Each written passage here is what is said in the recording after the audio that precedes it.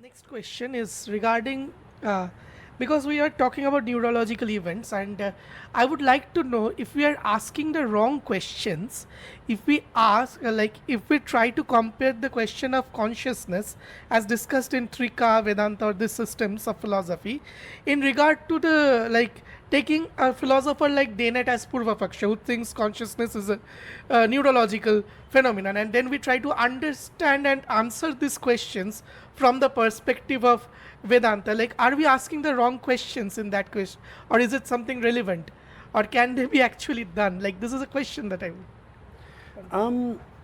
No, I mean, all the questions that are not based on our biased projections are valid questions. There is nothing wrong in asking these questions, and the big problem though is what is given to consciousness and how the event of consciousness happens are two different things.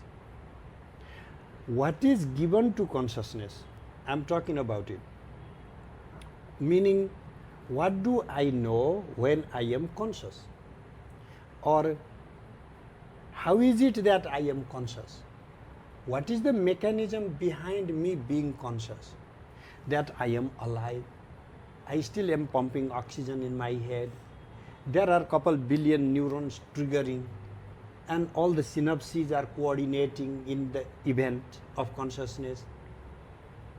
It has nothing to do with the question of what does it mean for me to be conscious. Are you aware of the neurological triggering when you are conscious of something? Like you are in love with somebody and you think of her or him passionately. And are you aware, is it given to your consciousness of the blood pumping through the vessels, like those are transparently given to you, how the oxygen is flowing through the neurons and different synapses are activated? Is that given to your consciousness? No. So we are talking about two different things. What Dennett is telling us is you need the body to have this conscious event. I have no problem with Dennett. I have never said you can have non-physical consciousness. Every event of my conscious experience is already my corporeal experience. I have no issue with that.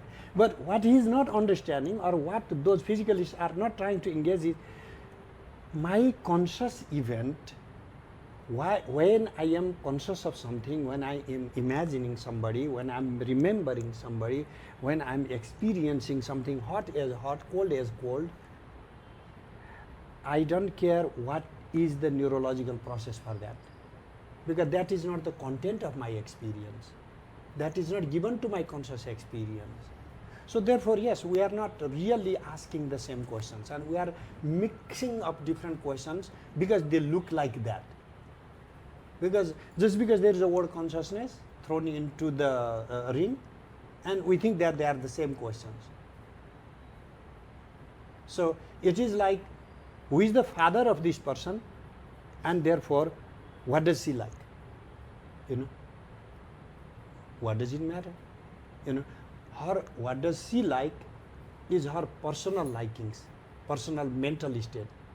And who is the father of this person is an ontological, metaphysical question. Okay, so therefore what these philosophers are trying to solve or address are completely different sets of questions.